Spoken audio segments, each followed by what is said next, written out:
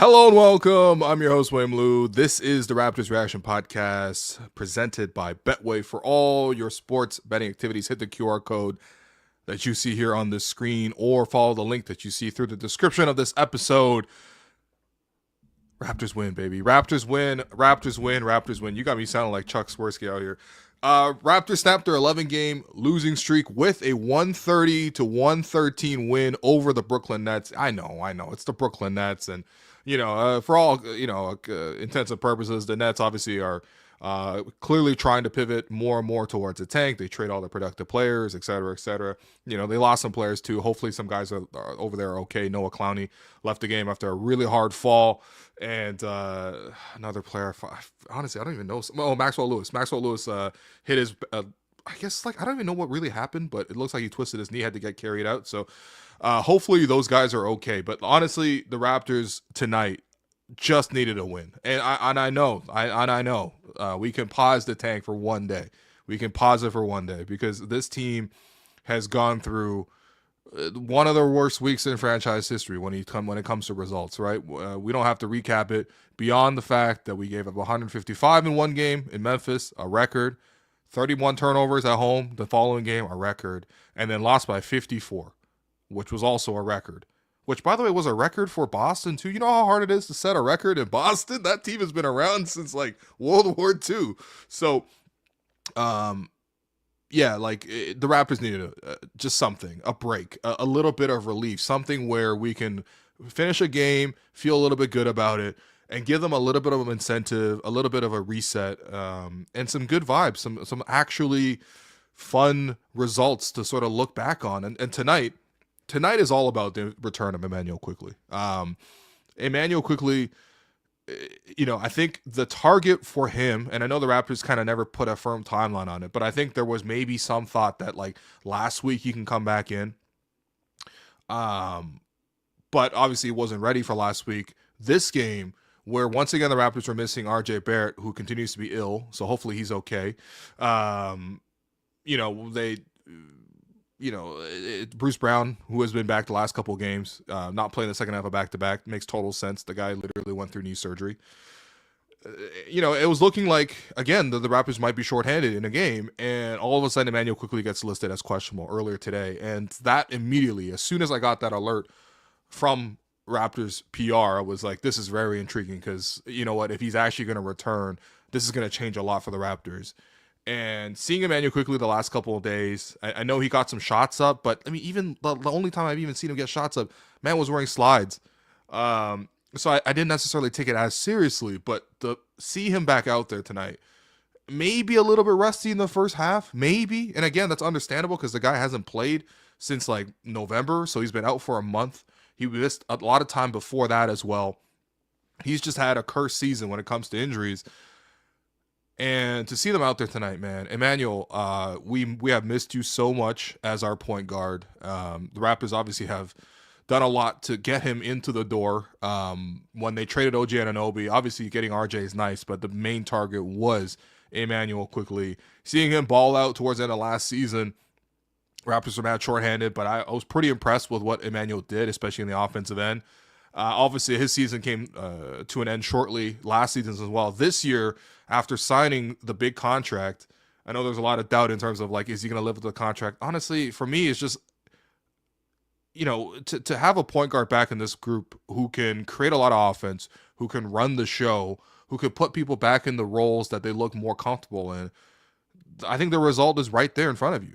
Immanuel Quickley tonight gave you 21 points, 15 assists in 32 minutes in his return. The number of times this man was skipping up and down the court, this man was hitting buzzer beaters on one-on-ones against good defenders like Cam Johnson. 5 seconds left, calls for the clear out, says, I got this, drives him into the mid-range, turn around, fade away, over the top of a much larger defender, knocks it down, and then hits him with a too small. I mean, it's not even necessarily just about the fact that, he played well.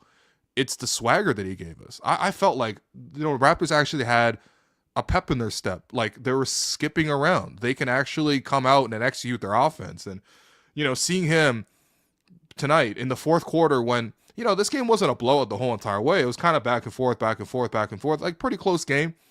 I did feel like Toronto was going to win it, which is not something I felt in the last, 2-3 weeks here. Raptors' last win, by the way, was December 3rd, so damn near a month without a win. Of course, this is January 1st.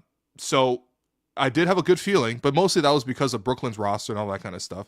But seeing Immanuel Quickly back in the lineup tonight, in that fourth quarter, I mean, how many times this season have we seen the Raptors in the fourth quarter carry a lead and then fade, make mistakes, and then start to lose, and then ultimately can't get over the hump, right? That before it was all blowouts, the other type of losses the Raptors had a lot of was all these sort of close fourth quarter losses.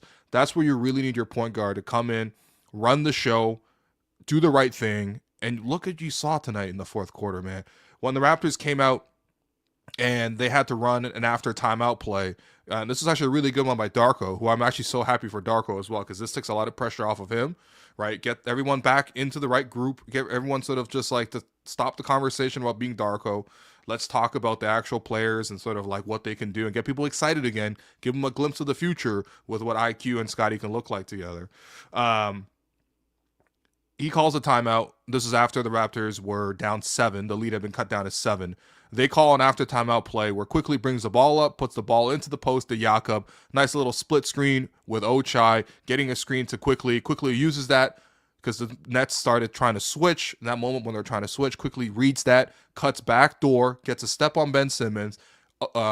Jakob with a nice bounce pass to IQ cutting through the lane. IQ cuts through the lane with the ball. That forces a defender to come out of the corner because otherwise he gets a layup, and he kicks it straight out to Gradey Dick for a corner 3. And then 3 straight assists from Immanuel Quickly in that stretch. First one when he runs pick and roll with Jakob. And honestly, when you think back to the early November, when we were calling him Shaka Pirtle, how many plays in a row did we see him, come off the screen into that pocket and then a bounce pass to Jakob where he's either stepping for the layup or he's going in for the push floater. We have not seen that in weeks.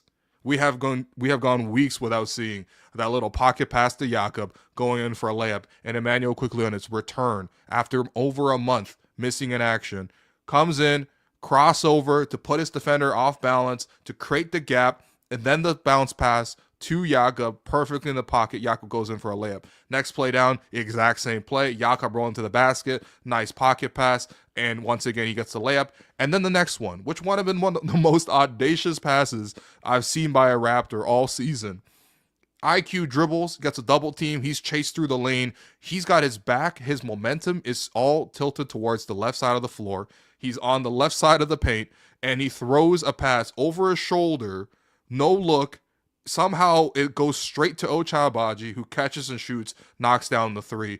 The Raptors went on a 15-2 run in the fourth quarter there. And, of course, there's a lot of other great moments, too. And I'll get to Scotty Barnes, because IQ wasn't even the best player in the game. That was actually Scotty Barnes. Well, actually, 1A, 1B, to be honest. They were both phenomenal. But getting IQ back, and then for him to seal off and cap off that sequence with a logo 3.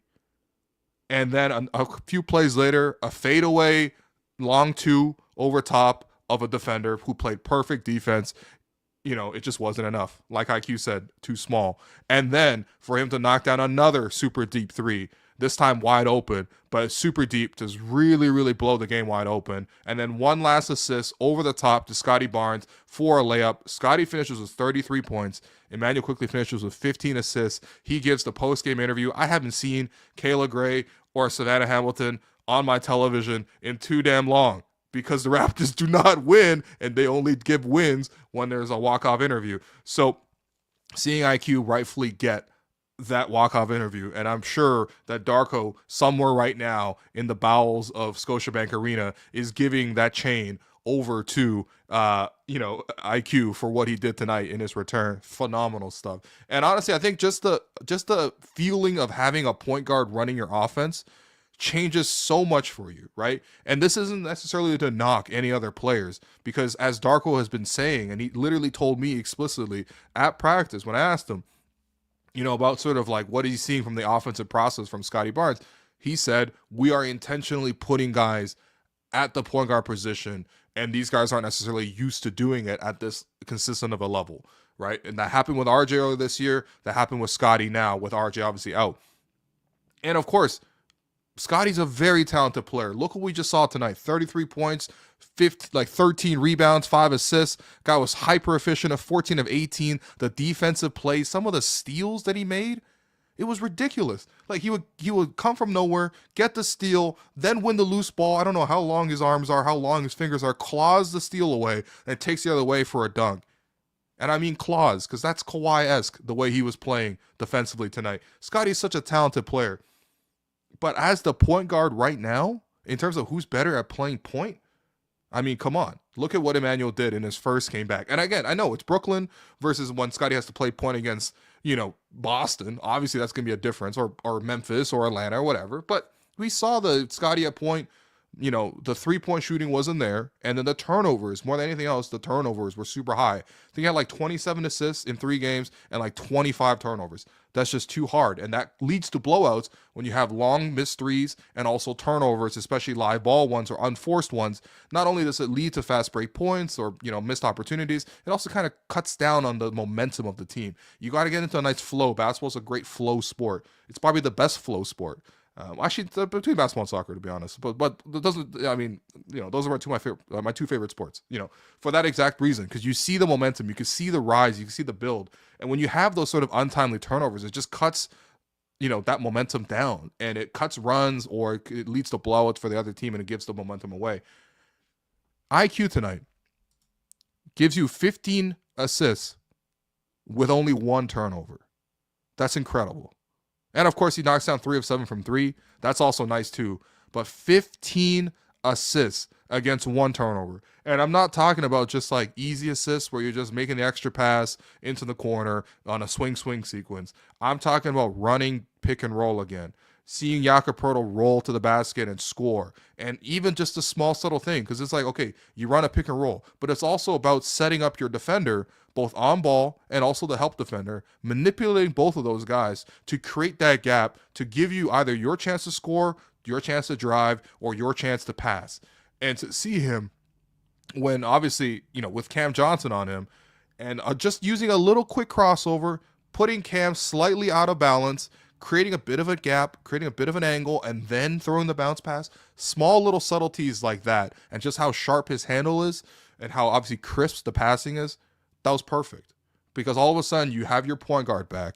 You have somebody, obviously, who can knock down the 3 as well. Somebody who can get you and ones, driving in situations where the offense is stuck 5, 6, 7, 8 seconds. There's a switch.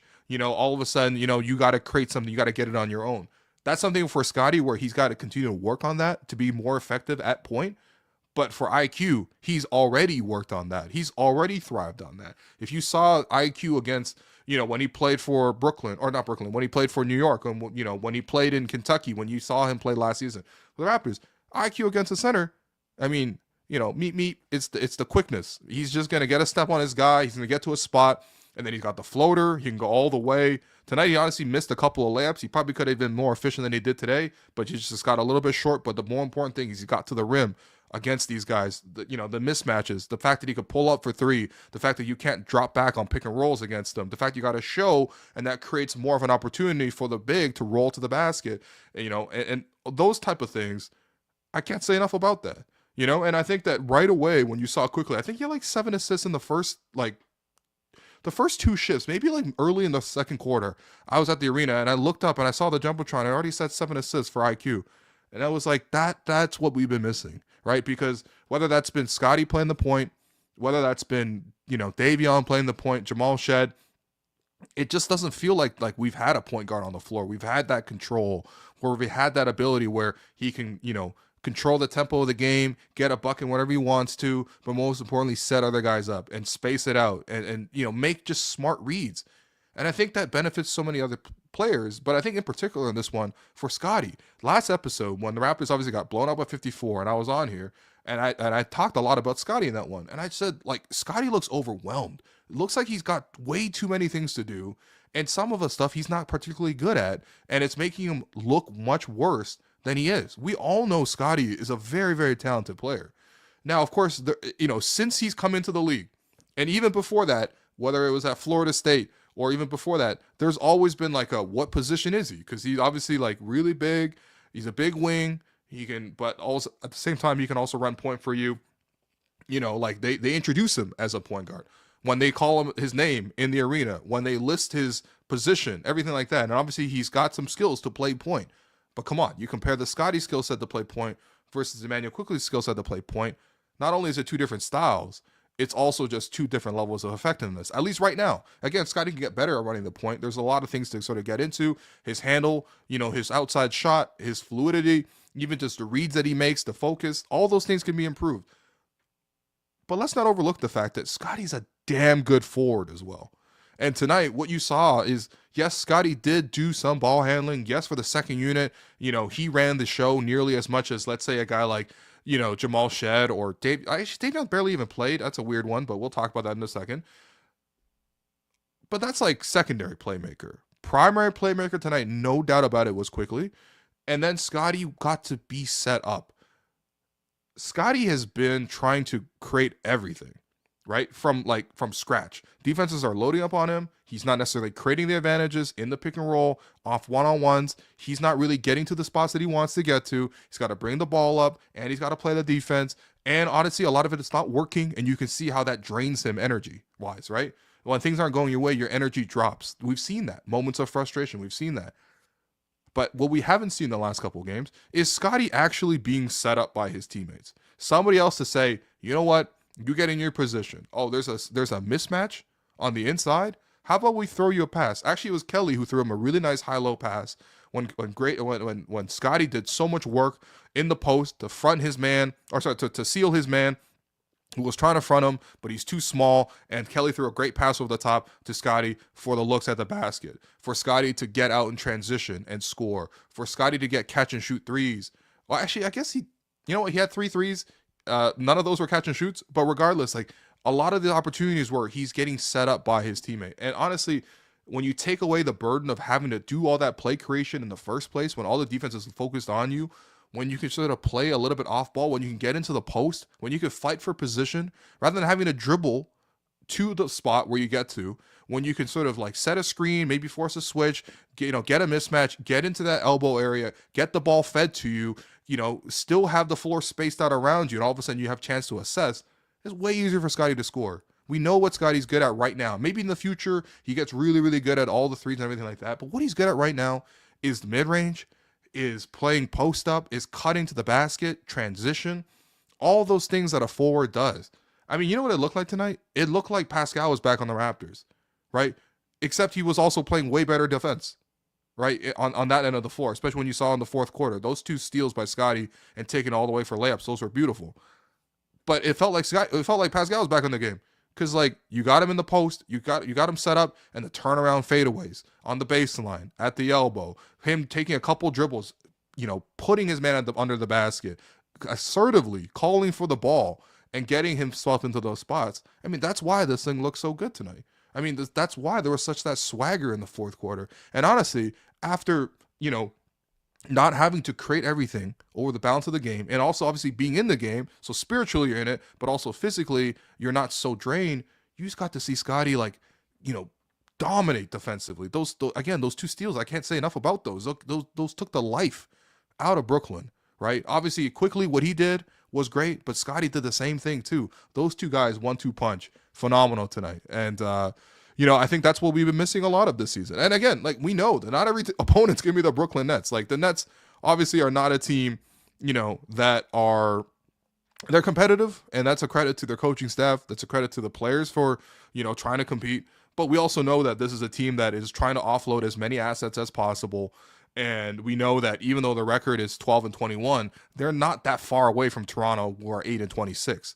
You know what I mean? Like, but at the same time, I think you saw like IQ play his ideal role, Scotty plays ideal role, and then everyone else balanced it out around him. Tonight, I love the balance of the game, because you had obviously Scotty as your interior scorer, IQ as your pick and roll playmaker, as your those 2 guys can both push the pace, and then Gradey was just running around. That was the other thing too. Gradey kind of like, when the game was closer in the first 3 quarters, Gradey was running around, and he was running around like Pac. Like, this guy he was shooting anything.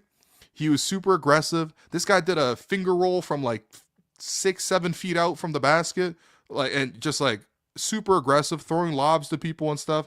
3 steals as well. It used to be 4. I think they must have taken away at 1 at halftime or something. But he had a bunch of deflections, a lot of steals in the first half. Some of that led to transition for his teammates. Some of that led to open threes for himself as well. But Gradey was super aggressive. And we haven't seen Gradey pop off like this in a couple of games. But also at the same time, you see a point guard there to set him up. You see Scotty Barnes drawing a bunch of attention, and all of a sudden defenses can't just focus in on Gradey for all those plays, and it's just, yeah, it was great to see Gradey. Also, he got a game off, last game. He got a hamstring tightness, didn't play in Boston. A little bit of rest, I think, did him well tonight too. But 22 points for Gradey. We see it all the time to start the season. He's cooled off a little bit, but this is kind of the Gradey that we've seen for the balance of the year. And I really liked how aggressive he was on the defensive end. Just jumping and passing lanes, making good reads. And just in general, I thought he did a good job defensively. And of course, Jakob and Ochai, just the 2 guys who just are completely unselfish, unselfish, and they just they do what the team needs. Ochai's tonight, his role tonight, yeah, you can knock down a couple threes, nice little transition dunk here or there, but your job tonight is Cam Johnson. Last game, Cam Johnson came to Toronto, had 30 plus points, and had a personal 11-0 run in the fourth quarter. And what you saw IQ did tonight in terms of taking the game over and winning the game in the fourth quarter, that's what you saw Cam Johnson do less than 2-3 weeks ago when the Nets previously came to town. So Ochai, you're going to have to go out there and do a better job. And I know Jack gave him a lot of praise on the broadcast, but I also felt honestly, Ochai could have done even better because Cam Johnson got open for a lot of threes in the first half to start the game. Ochai also fouled him in the corner as well. But over the balance of the game, by the time he got to the fourth quarter when it really matters, didn't see a lot of Cam Johnson. Because Ochai did a great job of denying him and sort of especially in the second half. First half, I thought, Cam still did a good job. But second half, I thought Ochai did a much better job defensively and just locking in on the guy. And of course, it helps when he knocks down some threes as well.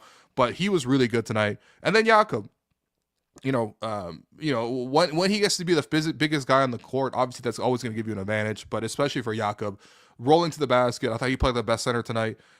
In the game, 4 offensive rebounds, the couple of pick and roll plays from IQ, it just all really worked well and balanced well together. And of course, you still need a bit of contribution off your bench, and you got a decent amount of that. I mean, Davion Mitchell, I was expecting more out of him in this game because that was gonna be a matchup where D'Angelo Russell is gonna come off Brooklyn's bench, and he's gonna be gunning to score. That's just his game, especially when he's played in Brooklyn, right? He's gotten way more of a green light versus in LA where he's more of a catch and shoot guy.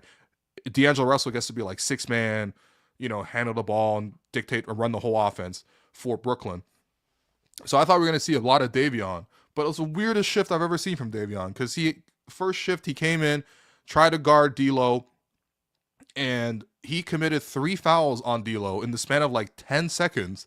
And then picked up a technical foul, arguing with the referee. And I would say all 3 were fouls. All 3 were kind of unnecessary grabs and things like that, trying to be super physical with him, which I don't think is a bad idea in general. But there's got to be a line. You can't commit 3 fouls, which single-handedly put the Nets in the bonus, and you pick up a tech for arguing that call, and that's why he only played 6 minutes. So you cut the minutes out. That means, Jamal Shead had to come in. Jamal, I think, more than anything else, I love Jamal, but the turnovers for him, I think he's telegraphing the passes. He's not reading it fast enough. And I feel the willingness to pass is there. He touches the paint a lot. He's got the quickness, the burst. We saw a lot of good stuff from Jamal tonight. He forced a turnover in the fourth quarter as well. All that stuff was good. But the 3 turnovers, I think that's for him. That's what he needed to correct because a lot of those were transition opportunities. But, Jamal gave you a little bit, obviously picking up for Davion, who, wasn't able to really contribute tonight. Kind of took himself out the game. Right, the nickname is off night for the opposing players. He took the night off with the fouls tonight for himself. But you also saw a really good game from Kelly Olynyk. Kelly has really struggled, I think, with the back issue and all that kind of stuff. That's been hurting him. But tonight, you didn't see nearly as much physicality from Brooklyn's end in terms of that size in the middle. Kelly, it feels like he won the rebounding battles where he needed to. He only had 2 rebounds, which is obviously not great as a center, but, it didn't feel like that he was giving up that many offensive rebounds because, again, Brooklyn only had 4 offensive rebounds, so that wasn't an issue. And then he was making his shots, whether that was, rolling to the basket, whether that's a pick-and-pop 3, whether that was, a high-low pass to Scotty, just made enough reads and made a couple of contests at the rim against some admittedly very young bigs on Brooklyn's side. And then Jacoby Walter gives you just a tiny bit of that scoring punch. 18 minutes tonight, got 11 points for you, 4 of 6, knocked down 2 threes, 3 rebounds, 3 assists. Actually, I know that the Raptors are now running the situation where when they're getting healthier, they actually have a surplus of players who can create and run offense for you. But I actually really like the idea of Jacoby getting some more on-ball reps. I actually really like he's already shown you like an ability to play against closeouts. He forces closeouts too because he shoots the three well. But when guys close out on him, he knows how to put it on the floor, make a dribble, make a next play, and sort of keep the momentum going. But I also want to see him handle the ball a little bit and actually work some pick and rolls, actually get some reads to sort of attack and look to score. He's got a play, he's got a game where he can actually get his own offense off the dribble, which is obviously very, very valuable. But in general, though, I thought he did a good job of just providing a little bit of spark. And yeah, for the Raptors as a whole, like defensively, I thought they performed a lot better, a lot fewer mismatches. I think, outside of D'Angelo Russell, who really, really went off tonight and, felt like he couldn't really be guarded at times, and really getting a lot out of the pick and roll. Like, it felt like Brooklyn didn't have that much else. I think Scotty set the tone really well by just loading up on Ben Simmons. I mean, I know it's just Ben Simmons, and Ben, by the way, was missing layups. Like, damn, bro, like, how low can you go? Like, you're missing layups just point blank layups for Ben Simmons. I can't believe it. This guy used to be all NBA, but now he can't make layups.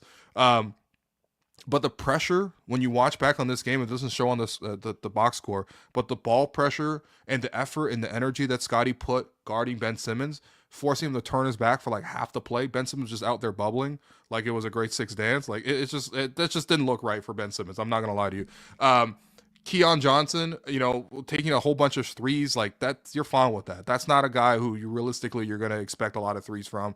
And him taking 18 shots to lead the team, you're more than happy with that, right? But they did a good job of limiting the number of touches that Cam Johnson did. And honestly, I think for Darko, he called a really good game. Because again, like Darko's taking a lot of heat. Let's give him the praise when he has it, right? Because the plays where when the Raptors are starting to slide into the bad habits, Darko called a snap timeout, and he said, let's cut that out. Let's make sure we come back with a good score, and let's get our rhythm in this game. And you saw in the first quarter, there's a play where Nick Claxton took the rebound off, was pushing the break, but he's not like sprinting or anything. He's a center pushing the break. He's pushing the break. Nobody picks him up. He's already past half. Kelly is his man. Kelly's all the way back in the paint. And Nick Claxton Euro steps, finishes around Kelly at the basket for a layup. And Darko immediately called timeout and cut all that stuff out. And of course, Toronto didn't have a good start. They were down 33-26. I think the Raptors could improve a lot in how they play in the first quarters, but it settled in from there. And of course, it got to the point where it was more and more momentum was swinging Toronto's side, and they just weren't giving it away because they literally weren't giving it away. They had like 6 turnovers in the first quarter, which obviously was a big factor in how much they struggled to begin the game. Again, down 33-26 after 1.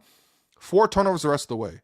That's really good. And that's a huge testament to everybody involved, but most importantly, the point guard, because we didn't nearly see sort of like the random sort of offensive plays, the negative offensive plays that we've seen in the last few games here where the Raptors were, spiraling out of control and getting blown out in Boston and Memphis and at home against Atlanta. You saw actually like concerted pick and roll play and even small things like, late shot clock creating offense, or when it was the fourth quarter, the Raptors had a big lead, slowing the game down, right? Like eating 8 seconds, just bringing the ball up, and the typical things where you're just like, okay, we got the lead and we're gonna play mature and we're gonna close it out. A lot of that was really good for IQ. So honestly, I had a really fun time. I think the Raptors organization really needed this as well because they've been under a lot of scrutiny. And honestly, it's not like scrutiny for the sake of scrutiny. Like, I mean, come on now. You give up 155, you turn the ball over 31 times, and then you lose by 54 in 3 straight games. You're going to have some scrutiny. That's normal. You lose 11 straight games. Obviously, we know it's a tank, but the manner in which you lose, the manner in which you compete is important as well. To see them get healthier, to see them, actually come through and win, and the joy and IQ skipping up and down the court and this whole bench, mobbing him as the timeout is called, and Scotty with the steal and look behind dunks, and the swagger that he played with, Gradey coming back after a night off, coming in with so much energy and firing away. Like, this is what the Raptors are about. And I know that like it's going to be important down the line when we look in April, for example, 4 months from now, we're going to look at it. We're like, okay, did this win against Brooklyn? Did it change any lottery odds? I think more than anything else, they needed it as people. They needed it because it's been a really, really tough time for the org, and there's been a lot of pressure, and they've kind of embarrassed themselves really with their performances. So to get back on that, to get back on the right side of it, they still have a really hard schedule. So don't worry, tankers, there will be more losses coming. But more than anything else, I'm so happy to see Immanuel Quickley back in the lineup, and I'm happy to see Scotty play in a way that makes him look like an all-star, because Scotty was playing at an all-star level for most of the season, being between the injuries. It's just been recently when he's been hurt, when he's been playing point and it's not going well, and we've had these like really, really, really dire looks at him. Let's put him in the position to look the best. I mean, that's what the organization's all about right now. Let's establish and build our players, build an identity. And I think for Scotty, like, yeah, it's cool to experiment at the point guard position. To be honest, we've seen it before as well. So, I don't think honestly much has changed from before. But to get your point guard back, get Scotty back in the right positions, everybody looks good. Raptors win, everybody looks good. Looking forward to seeing that open gym video that will drop shortly with IQ getting the chain. But we're going to take a quick break right here because we want to hear from you. Leave your questions in the comments. Hit like on the stream. We're going to come back after this quick break, and we're going to get to some of your questions. Hey, man. Hey, buddy. Just recently hit the big 4-0. What about you, bro? A little more recently 4-0, but we are both in the 40 club. Let me tell you, man, being an adult really comes with its share of challenges.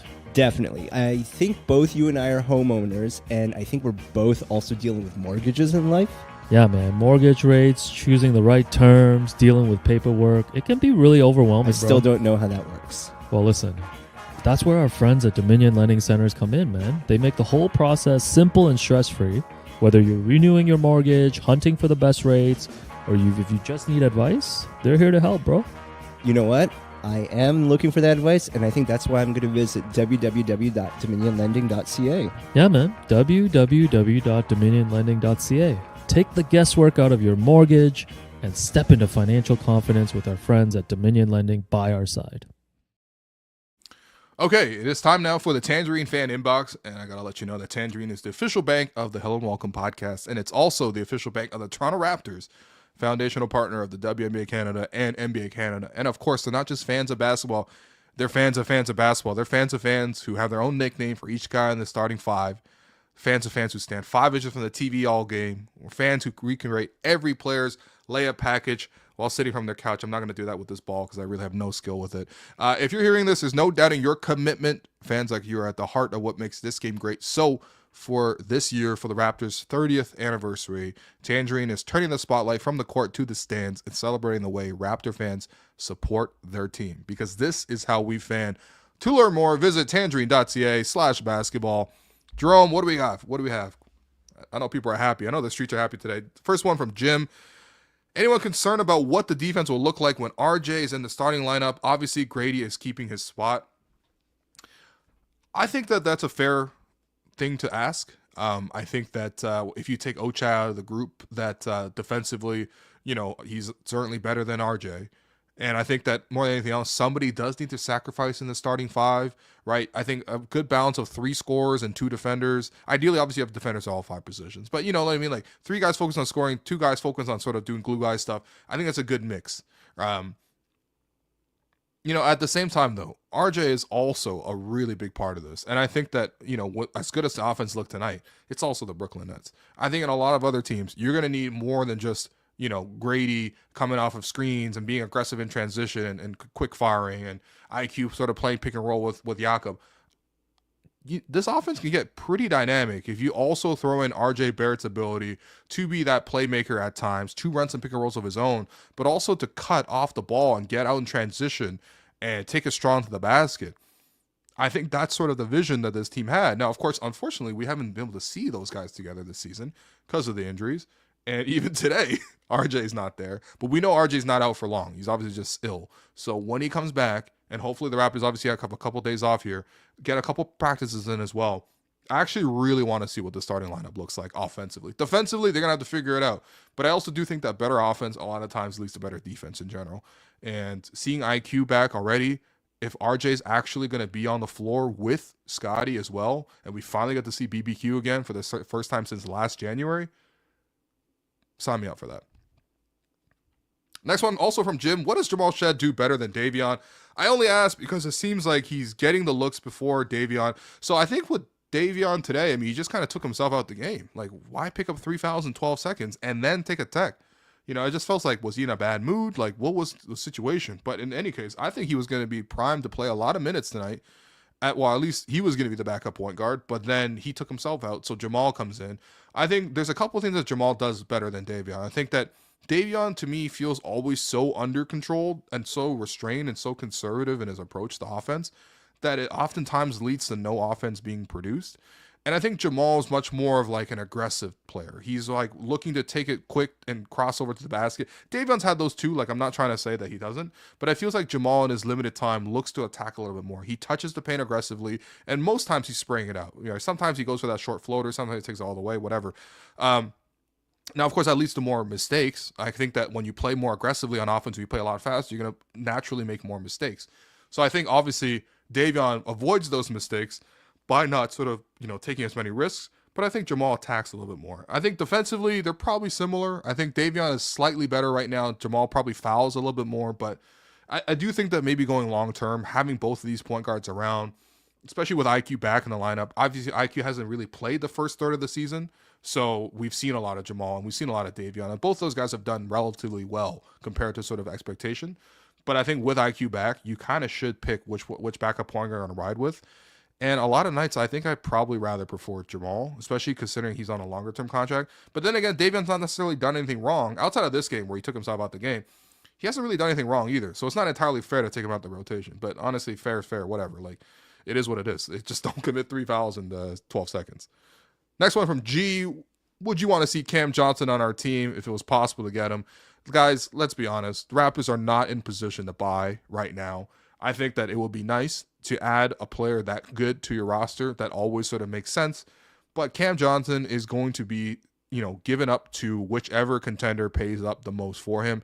And I think contender should pay up for him. Like, Cam Johnson's a very good player. Tonight, he was getting a lot of the focus, you know, after he drops 30 plus, you know, in the last, month. That, he's going to be a huge focus of the defense. Raptors put a lot of pressure on him. You know, Jackson the broadcast praising Ochai, and Ochai did do a good job. He did his best. Cam Johnson still had 24 points on 7 of 12 shooting with 7 of 7 from the free throw line. Made a lot of good passes as well. You know, he's a very talented player. And I think Brooklyn's looking at games like this, and they're just going to wait until they get a really good offer. They've already obviously offloaded Dennis Schroeder to, the Warriors. And by the way, that has not looked good at all. I don't know if you've seen the Warriors with Dennis Schroeder right now, but that is not working. And it's certainly going to take some time. But honestly, there's a real chance that just doesn't work out. Dorian Finney-Smith has been pieced off to the Lakers. That's why D'Angelo Russell's back. And Cam Johnson will be next. And, but I don't think the Raptors are in that position to sort of do it. And I don't think it's the right thing to do either. We have a lot of young wings that we're trying to invest into. But he's a very, very good player. And I would welcome him in the future. Next one from Johnson. Happy New Year, Will. Happy belated. Thank you, Johnson. I will see you at the Simu Court at the CCYA headquarters soon. We gotta. I don't know. I'll do a rematch in the shooting competition, but Johnson's a really, really good shooter, man. He's just a really good player in general, so I appreciate that. Next one from RJ Bargnani. Who is IQ in Dragon Ball? This is where producer Alex is really missed. I don't know where he is right now. Oh my God. The stream. So Jerome has produced a graphic of the Wongstradamus image of Alex Wong as Nostradamus, the future seer. I'm actually wearing the hoodie right now as well, which you can actually pick up on nationgear.ca. But his answer is Future Trunks keeps coming back once a year. I don't think that's fair. I mean, I think Future Trunks, first off, is a very flattering comparison because that's obviously a very awesome character and everything like that. Certainly one of the coolest as well. But I don't think that Quickley's an injury-prone player. I think that maybe we're just a little bit. Look, obviously his tenure with the Raptors, he's missed a lot of games. I don't think he's played in even half of the available games that he's played as a member of the Raptors. Having said that, though, Quickley is not an injury-prone player. First, in his rookie season, played 64 out of a possible 66 games, right? That was the shortened season. Then 78 games, then 81 games. And even last year, when he got traded to Toronto, he still played 68 out of a possible 82. So obviously this year he's been banged up. But I mean, come on, he's not he's not like an occasional player. Like I think he's been really, really unfortunate with some of the injuries. But more than anything else, it's just great to have him back, and he is cool as hell. So shouts to Future Trunks. Next one, Jacob Sim asks, "What WTF is that thumbnail?" I mean, the thumbnail's a thumbnail, man. I think Superfan is often greeting his the star players both on the Raptors and on the visiting team, and he usually gives them a hug and guys go over to say hi and stuff, and it's just a hug, man. What's wrong with this? It's just a hug. It's a hug. We're all, honestly, don't we all want to hug IQ like that after a game like this? You know what I mean? Super fans, just all of us, really, when it comes to having our point guard back on the roster, man. Honestly, this whole episode is just me saying that's my point guard like 25 different ways, but I appreciate it. Next one, this is from Piwa. Who is Jerome? I thought it was just Alex and Will. Jerome, can you get yourself up here, please? Hi, I'm Jerome. I'm the producer of Hello and Welcome. I've been working on the behind the scenes on this stream, although sometimes it's Alex, but I work on the show with the two guys, and sometimes I'm on it too. You guys don't know that Jerome does more work than both me and Alex. I mean, we're on camera, we're on the mic and everything, but we make Jerome work like crazy. Jerome, by the way, speaking of working like crazy, you excited to go to the Bell Gaming Night tomorrow, buddy? Am I ever? No, Yeah. It's gonna be a fun time. I haven't been to Scotiabank this season yet, so it'll be good Why to not, get man? out there. Go check it out. Because I have to work on the show from home. So Right, of course. no. So it's gonna be a really fun time to get out there. We got 2K out there on the court is what's going on, and we might be able to shoot around too. Yeah, I think Toronto Uprising will be there. I think people are playing Overwatch. It's actually a really cool event. We've obviously, run the ad here on the show. Our friends at Bell are actually putting this live gaming on night on, and it's gonna be tomorrow, January 2nd. We did have a link to free tickets, but the event is now sold out. So unfortunately, hopefully most people were able to capitalize because we did obviously tell you guys about it a few times. But yeah, you and I obviously will be there along with Alex tomorrow afternoon, probably between 4 to 6. 4 to I think 6. it's roughly Yeah, 4 what to we're 6. looking at. Yeah, But 4 yeah, to we should 6, be there in and around then. Yeah. Also, Jerome, nice sweater, man. Thank you. This boba sweater over here. Yeah. I also came on because, unlike the last time I was on here with you, you're in a great mood, Oh yeah. and everyone has noticed it. Oh, Will great. is super happy tonight. Okay. Look how happy Will is to have a win. He's gushing with elation. Good for you. Will Let's go. is locked in with the hand gestures. Yeah. He's so happy. Yeah. He's in fact pregnant with happiness. Yeah. Let's do it, maybe. Let's do it. IQ knocked me up. What? And Owen is not only noticing how happy you are, but Yeah. he was willing to show such gratitude. Oh, 1999? 1999. It is a 20 bomb for Will, Alex, and Jerome for making it through the worst stretch of the year. Thank you, Owen. That's very kind. Thank you. And that wasn't the only person to offer money. I Oh. guess you get a dub and you get some money for it too. Yeah. Oh, We got 345. $3.45 over here. Shouts to Shin, man. That's how much a pack of Shin noodles costs these days. What's up with inflation, man? I couldn't believe a pack of Oreos at Shoppers was $5 and was on sale. And I was like, what? What am I supposed to do?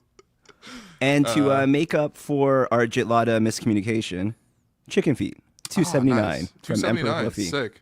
That's Yeah. almost one trip on the TTC these days. Oh my goodness.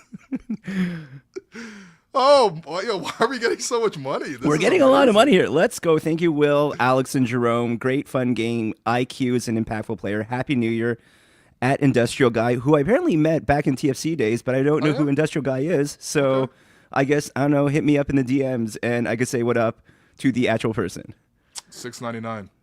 I And- love it, man. You were so happy, Will, Oh, okay. that apparently you did a Roadrunner impression at a point. I did do a And that was a meet, pretty yeah. good good job from Samuel Barefoot. Thank you. The Raptors actually play Meet Meet in the arena, like that sound every time IQ scores, and I heard it a lot tonight. So yeah, it was And nice to hear that again. Yeah. while we were going through this money, we also got ourselves another Let's go. $5 from Eric, not quite Tao. Not Eric Chow, but Eric Chow. Yeah, Yes, you know Eric what? Chow. That's very important because I don't think things ended up quite well for Eric Chow. But yeah, that's everything over there. Thank you, everyone, for Jerome, the. Can I What's ask you? up? 'Cause, yes, thank you everybody for Yes. giving us money and giving us viewership. By the way, I know everyone's like, we love an ethical tank. We love an ethical tank. our viewership doubles when the team wins. Okay, let you know what I mean. Are you guys really loving it, or do you guys want to win once in a while? Because again, the stream numbers tell me that people love wins, just like I love wins. But the last message I sent you guys in 2024 was, "We lost by how much?" Question mark. Yeah, you're like, oh wow, good thing I chose to watch women's hockey tonight. Yes, shout out PWHL. That was great. Yeah, let me ask you before you go, as somebody who is a much more well-adjusted adult as compared to me, is it reasonable that my mood fluctuates so highly with wins or losses? It is. I mean, I would say this last stretch probably pushed it to the very limit of where we have to actually question it. But generally speaking, over the course of time, for all the different places you've done a React Pod from, I think the reason why you've built such a support group and fan following is because you wear your heart on your sleeve. And so, to quote over here from Major Montega, real sickos here regardless. Hey, and I'm the realest sicko there is because, And so, I mean, like, we had this conversation because I produced one of our really bad losses. I think that was the record turnover loss. Atlanta. Yeah, they ran an extra long practice. They were like, we're going to turn this thing around, and then they lost by 30 at home. Yeah, and then I saw you not half an hour later at Ennis Emsmer's birthday, and you were in a much better mood. Oh, yeah. And in that way, it's like, at least you're not carrying it with you. I think we do really appreciate the fact that you are out here and, like, taking it to heart both as when they go through rough times and when they lose, but also when they win, because we have to kind of go through all of this to get ourselves to, at least one time in our lives, watch you have a victory cigar in Oakland. That's right. Saying Raptors, baby. You got to earn it. Actually, you know what? Go find that video if you can. I don't know how you would. I think you just search 5 a.m. in Oakland, my Twitter handle, and play that video at the end of this, because Raptors finally beat the Brooklyn Nets. But also this right here. Yeah, I was going to add this to the chat. In the stream. No. Tala Umar has said, Will gives Eric Dow vibes sometimes with his rants. And I imagine if we add, the classic, the current parentheses, probably derogatory. Definitely derogatory. Again, definitely it's derogatory. Not a positive to be compared to Eric Tao, but if I were coaching any team, Biggie 35 with some empathy. Poor bastard has to do it. And I'm relentless. Oh my goodness. I'm a man. That's a reference to the show. You once yelled that to me in my face when I told you I finally watched that episode, just like nonstop, like face to face. You know what? I don't think it's exclusive to Raptors. I just don't think I'm like the most well-adjusted person. But right. I mean, at the same time though, like I think, yeah, this is the point. I know that people like sometimes are like, oh, Will can swing so far and this one that way. I'm just like, that's because the game swings this far back and forth, man. Like the differential between last game where they lose by 54 and this game where they win by 27 is like, yo, that's an 81-point swing, man. It's pretty rough in 24 hours. So yeah, that's the experience of being a fan. But every time I'm always like super appreciative. And like honestly, like even last game, I was like, you know what? I feel bad for you guys. I actually want you guys to win so badly because you know what? You guys aren't this bad. You guys aren't 54 win like lost bad. But then again, I don't know. There's a big difference between Brooklyn and Boston as well. But I appreciate everybody for sending in money, for watching along. Jerome, please go find that clip, and I'm going to hand out the 3 stars and the awards for tonight. Your first star is obviously going to be IQ, 21 points, 15 assists, 4 rebounds, 7 of 16 shooting, 3 of 7 from 3, 4 of 4 from the foul line, only 1 turnover. That fourth quarter was just chef's kiss. I mean, this guy was skipping up and down the court, doing every celebration possible, getting mobbed by his teammates, making great passes, hitting tough shots. It's exactly what you want to see from your point guard. And he really sort of, put the Raptors in a good balance tonight. Really ran the show. It was beautiful. Your second star, basically 1A, 1B. I mean, Scotty, 33 points, 13 rebounds, 5 assists, 2 steals, a block. # vote for Scotty. All as all-star, because like this was very much an all-star worthy performance. 14 of 18, the efficiency was there. It was Scotty's night when he was trying to throw an alley-oop to Ochai and it went straight through the rim for a 3 instead of a 2. Like he finished tonight 3 of 4 from 3 which was good because obviously the 3-point shot didn't need to be there as much because he's not just like handling at the top, but also the 2 threes that he made in the third quarter were super impressive. Like we're talking one dribble, sidestep, and knocking down a 3 and another pull up 3. Like that was actually really, really impressive. Still only 2 free throws. I still would love to see Scotty be able to sort of like draw some of those fouls, but also at the same time he played a ton in the paint and it just wasn't called, or he was just finishing before the chance came from Brooklyn to foul him. So no complaints whatsoever with sort of that performance from Scottie Barnes. And then your third star, I think you can go a lot of different ways on this one. I think Gradey certainly had a really good game. I think that Ochai had a really good game. Jakob had a pretty good game as well in his own right. But I think especially for keeping them in the game without this sort of like, again, because I think psychologically the Raptors have been, down so often, during this 11-game losing streak that they just snapped that like, you always fear that the team starts spiraling. And tonight, obviously, they had enough talent to not do that. But Gradey, his scoring early on really kept the Raptors close. So 22 points for Gradey Dick. One of the most audacious. He's nice, man. He's just nice. I don't know. 22 points, 3 rebounds, 2 assists, 3 steals, 4 of 8 from 3. Just super aggressive off of cuts. Your Gerald Henderson Award winner, that's going to go to D'Angelo Russell. This man, I believe he has like a partner or family or somebody who's like from the GTA. He has a lot of D'Angelo Russell fans every single time he's in Toronto, and now he gets traded back to the Atlantic, so now he's back to play in Toronto more. But this guy cooked us as a Laker, and now he's cooking us as Brooklyn Net. He actually had a really good game, 22 points on 9 of 13 shooting, 26 minutes for D'Lo. I'm sure he's going to try to get. Actually, I don't know. I don't. Is he trade eligible again? Is Brooklyn going to flip him again? I feel like that's probably too late, but. In any case, yeah, he did really well for himself. 8 assists as well. Just kind of really unstoppable in the pick and roll. And then finally, your most important guy for tonight. And of course, I got to remind you that the most important guy is brought to you by Greta Bar YYZ. That's at 590 King Street West. It's a great place to go pregame, postgame, during the game to catch all your favorite live sporting events. And of course, Greta is not just about watching the games, but you also have a great atmosphere, great food, cool drinks, and of course, you also have the games, because it's also a barcade, and it's just a lot of fun. It's a great time. It's right in the heart of the city, 590 King Street West, right there on King and Portland. Tonight's most important guy, I like to sort of like play around with these awards, but realistically, the most important guy is Immanuel Quickley. I think that him coming back, putting guys in the right positions, taking over in the fourth quarter, he just had control. A lot of these games the Raptors have been losing, you don't feel like they're in control. Anything goes wrong, it starts spiraling. Fourth quarter, he gets close, and then the other team wins. Raptors rarely had control, but the Raptors rarely had IQ this season. This is only his 4th game, and what a game it was. Great job, IQ, and welcome back. You're my point guard. That's my point guard. You're the most important guy. All right, Jerome, I don't know if you're able to find the video or not, but that does it for today's episode.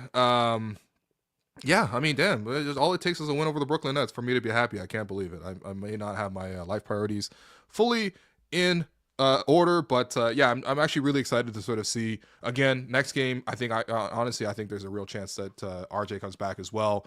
And to see the full group together, even just 1 or 2 times this year, let me just see it. That's all. Let me see it. Let me see the Raptors, play more of this type of basketball. And honestly, win or loss, I can always accept this. What does it say? Spin the ball on your finger? You think I could spin the ball? I mean, yeah, this is, you know what? No, we've already got a win. So that's enough. All right. Thanks everyone for listening. Big thanks to Jerome for producing this episode. And this has been the Hello and Welcome podcast presented by Betway. We'll catch you later this week. And also, by the way, Happy New Year to everybody as well. Raptors 1-0 in 2025. Let's keep it that way.